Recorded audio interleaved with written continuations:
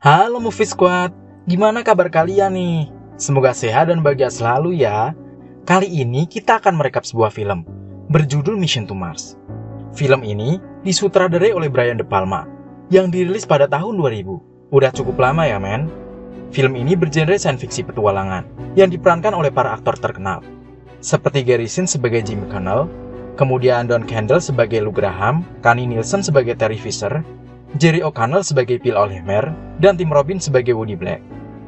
Film ini menceritakan para astronot yang mengungkap rahasia bagaimana kehidupan bumi dimulai. Nah, nggak usah lama-lama men, yuk langsung aja kita simak videonya.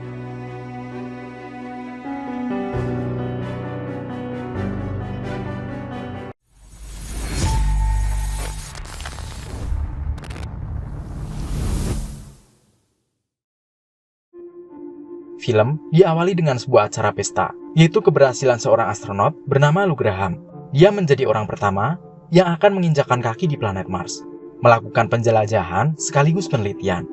Setelah pesta berakhir, terlihat 3 orang yang sedang bernostalgia tentang perjuangan mereka dari dulu pada proyek Mars ini. Mereka adalah 3 sekawan, yaitu Luke, kemudian Jim, dan Woody. Proyek Mars awalnya berencana untuk mengirim Jim dan istrinya, yaitu Maggie. Mereka berdua menjalankan pelatihan untuk pergi ke Mars selama 12 tahun. Namun, sayangnya Maggie sakit hingga menyebabkannya meninggal dunia. Jim yang sangat terpukul atas kepergian istrinya, lalu memutuskan untuk keluar dari pelatihan proyek itu. Setelah 13 bulan keluarnya Jim, Luke dan beberapa rekannya, yaitu tim Mars One, meneliti sampel bebatuan di daerah bernama Sidonia di planet Mars. Rene tiba-tiba mengirimkan informasi bahwa robot Eris X menemukan sebuah gunung yang puncaknya berkilauan seperti es. Mereka akhirnya mengirimkan pesan ke Space Station, dan karena penasaran, mereka akhirnya menuju ke sana untuk memeriksa gunung itu. Mereka menduga bahwa apabila benar yang ada di puncak gunung itu adalah es, maka bisa diambil kesimpulan bahwa di bawah gunung itu ada sumber airnya. Sesampainya para astronot di sana, mereka mendengar suara misterius yang tidak mereka tahu dari mana asalnya. Dan setelah diperhatikan, puncak gunung itu kemungkinan saja adalah sebuah bangunan yang terbuat dari logam, sehingga terlihat berkilau. Dan mungkin saja, bangunan itu adalah sebuah bangunan besar yang tertutup pasir, sehingga membentuk seperti sebuah gunung. Tiba-tiba saja, peralatan mereka mengalami gangguan, dan terjadi badai pasir. Badai pasir itu bergerak seolah seperti hidup dan menatap mereka. Badai pasir itu membentuk puting beliung besar dan menghisap salah satu astronot ke dalamnya hingga tubuhnya terpotong-potong.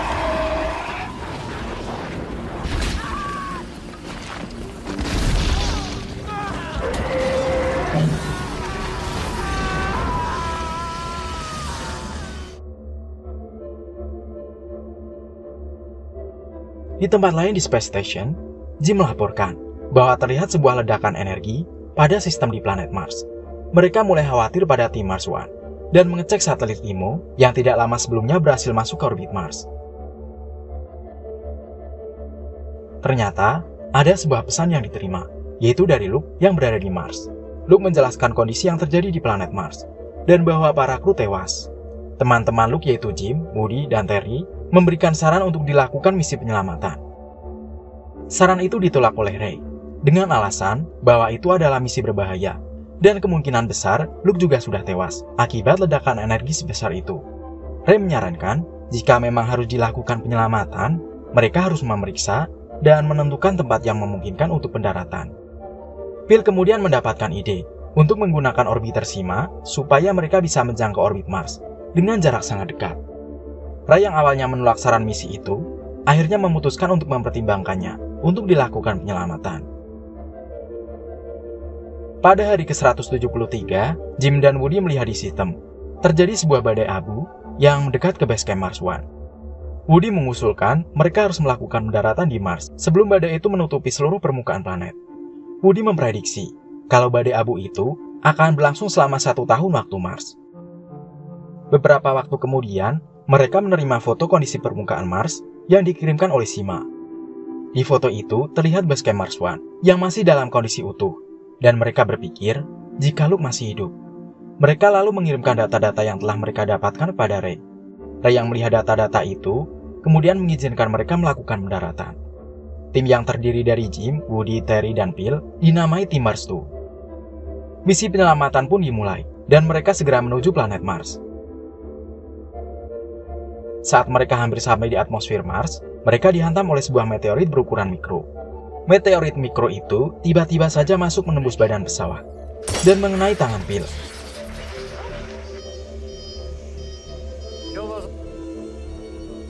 Woody lalu memutuskan untuk memeriksa bagian luar pesawat, karena kemungkinan terjadi kebocoran pada lambung pesawat akibat hantaman meteorit tadi.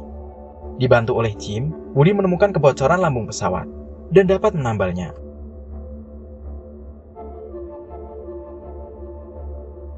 Ternyata terjadi kebocoran lain di bagian pipa pembakaran yang tidak mereka sadari dan mengakibatkan mesin meledak saat mereka akan melakukan peluncuran.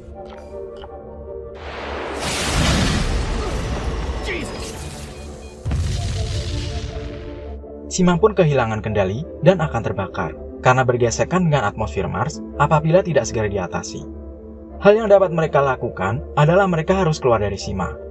Phil memberikan saran untuk menggunakan satelit Rimo untuk mendarat di Mars. Mereka pun akhirnya setuju dengan pendapat Phil karena sudah tidak ada jalan lain. Setelah melakukan persiapan, mereka keluar dari Sima dengan keadaan terikat satu sama lain supaya tidak terpisah dan menghemat bahan bakar yang ada di baju astronot mereka. Terry pun kemudian melihat Rimo yang melintas di bawah mereka. Woody memprediksi mereka tidak akan sampai ke Rimo dengan membawa 4 orang bersamaan. Dia pun memutuskan untuk pergi sendiri ke Rimo, serta menarik tali yang terikat pada rekan-rekannya supaya dia bisa menarik mereka setelah sampai di Rimo. Woody meluncur dengan kecepatan penuh hingga bahan bakarnya habis. Namun tindakannya tidak sia-sia karena dia bisa mencapai Rimo dan mengaitkan kawat ke Rimo. Sayangnya, kecepatan Woody melampaui batas, sehingga membuatnya terlempar dan tangannya terlepas dari tali pengait, sehingga dia melayang menuju atmosfer Mars. Jim lalu menarik tali pengait menuju ke satelit Rimo, tapi sayangnya, Woody sudah sangat jauh dalam jangkauan. Dan apabila mereka memutuskan menghampiri Woody dan membawanya kembali ke Rimo, bahan bakar mereka tidak akan cukup. Terry, yaitu istri Woody, tidak terima dan berusaha mengejar Woody dengan bahan bakar yang tersisa. Melihat istri dan teman-temannya khawatir, serta takut membahayakan mereka, Woody pun memutuskan untuk bunuh diri dengan melepas helm astronotnya. Terry sangat panik dan berteriak mencegah Woody, tapi Woody sudah terlanjur meninggal.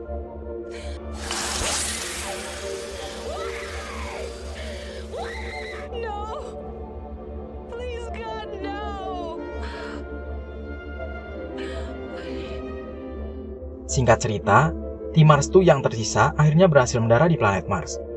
Mereka pun melakukan pengecekan di basecamp Mars 1. Baju astronot Jim tiba-tiba mendeteksi adanya oksigen saat dia memeriksa HEP. Ternyata saat dia masuk ke rumah kaca yang ada di sana, tanaman yang ditanam di sana berhasil tumbuh dengan subur. Tanaman-tanaman itulah yang menghasilkan oksigen di ruangan itu.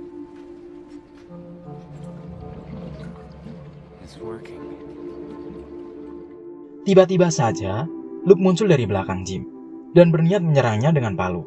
Luke terlihat seperti kesurupan atau mengalami kegilaan karena Luke menganggap Jim hanyalah halusinasinya sendiri. Beruntungnya Jim berhasil menyadarkan Luke dan akhirnya dia sadar. Dia pun bersyukur karena mereka semua datang untuk menyelamatkannya. Luke akhirnya bercerita tentang apa yang menimpa tim Mars 1 dan bagaimana dia sepertinya sengaja diselamatkan oleh makhluk lain dari badai pasir itu. Luke memperlihatkan temuannya pada yang lainnya. Dia menemukan sebuah bangunan yang berbentuk seperti wajah manusia dan rekaman suara misterius yang dia dengarkan saat dia di lokasi itu.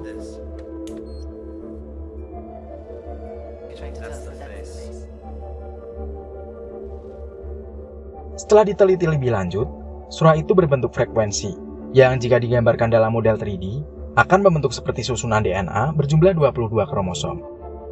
Mereka meyakini jika suara itu dikirim oleh makhluk yang mendirikan bangunan wajah tadi. Tapi sayangnya, mereka tidak bisa mendekat ke bangunan itu karena resikonya besar. Mereka memutuskan untuk kembali ke bumi. Mereka menyiapkan semua peralatan, dari barang yang penting sampai sampel tanaman yang berhasil tumbuh di Mars. Jim tiba-tiba saja ingat jika Phil pernah membuat struktur DNA yang dibuat dari permen coklat. Dia berpikiran bahwa mungkin saja makhluk yang ada di bangunan itu mengirimkan sinyal untuk meminta mereka melengkapi sejumlah kromosomnya dan membuktikan bahwa mereka adalah manusia. Jim memberikan usul agar mereka mendekat ke bangunan itu dan mengirimkan sinyal frekuensi yang berisi jawaban kelengkapan kromosom DNA itu. Usulan itu ditolak oleh Terry dan Phil karena mereka takut keadaan akan semakin bahaya bila prediksi Jim keliru. Luke lalu mengusulkan untuk mengirim sinyal itu menggunakan robot mobil Eris X yang bertugas menjelajah Mars. Mereka pun sepakat mengirim robot mobil itu ke bangunan itu. Saat robot mobil mendekat, sebuah pintu terbuka, seakan mengundang mereka masuk. Jim, Luke, dan Terry memutuskan akan ke bangunan itu menggunakan rover. Jim berpesan pada Phil yang tetap di pesawat untuk segera meninggalkan Mars apabila mereka tidak kunjung kembali sesuai waktu yang telah mereka tentukan. Terry terus mencoba memastikan keputusan Jim. Namun Jim sudah bertekad bahwa dia akan terus melanjutkan perjalanan 100 juta milnya dengan cara tidak mundur dan menyia-nyiakan kesempatan itu. Segera setelah mereka memasuki bangunan itu, pintu pun tertutup dan mereka hanya bisa keluar jika mereka diizinkan. Jim memeriksa kondisi ruangan menggunakan alat pada baju astronotnya. Ruangan itu ternyata memiliki tingkat oksigen dan kondisi udara yang sama dengan bumi. Mereka bertiga memutuskan melepas helm astronot mereka.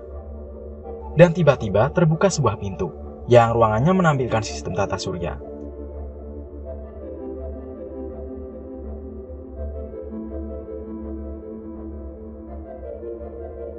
Di ilustrasi tata surya itu, mereka diperlihatkan kondisi masa lalu Mars yang terlihat hijau seperti bumi. Namun, tiba-tiba suatu saat, ada sesuatu yang menyerang Mars, yang diperlihatkan sebuah asteroid, dan menjadikan kondisi Mars berubah. Kemudian, muncul sebuah hologram berbentuk makhluk asing, yang menceritakan bahwa setelah serangan itu, kondisi Mars tidak layak huni lagi untuk ditinggali, dan bahwa para penghuni Mars berusaha menyelamatkan diri dengan cara bermigrasi ke galaksi lain. Namun di samping itu, ada beberapa yang memutuskan untuk tetap tinggal dan mengirimkan DNA mereka ke bumi.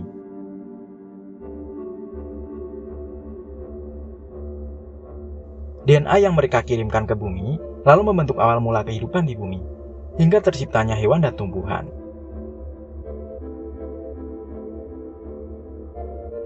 Setelah penjelasan itu berakhir, hologram tadi menghilang dan mengaktifkan timer, serta membuka pintu keluar. Terry dan Luke segera menuju ke pintu keluar, namun Jim hanya diam berdiri dan berkata bahwa itu mungkin saja adalah undangan untuk para manusia di bumi untuk menuju ke dunia baru, tempat pencipta mereka berasal, seperti apa yang selama ini dia dan istrinya percayai. Terry dan Luke menghargai keputusan Jim yang ingin tetap tinggal. Luke sangat berterima kasih karena dia mau ke Mars untuk menyelamatkannya. Terry lalu memberikan kalung Flash Gordon kesayangan Woody pada Jim sebagai hadiah perpisahan.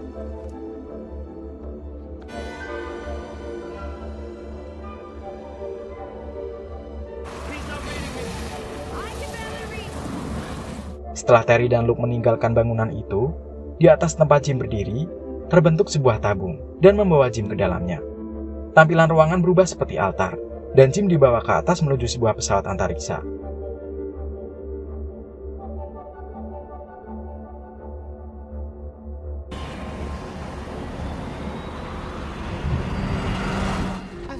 Tabung yang membawa Jim lalu dipenuhi air, dan membuat tabungnya tenggelam.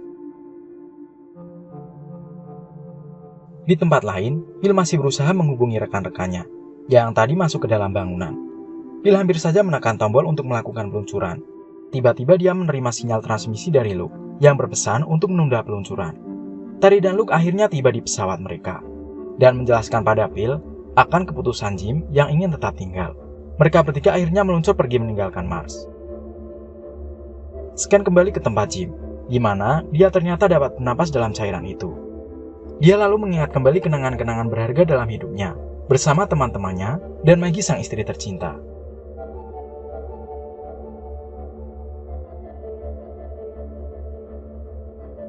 Beberapa saat kemudian, pesawat antariksa yang dinaiki Jim meluncur meninggalkan planet Mars dengan kecepatan yang sangat tinggi. Terry dan Luke melihat pesawat itu melintas di depan mereka.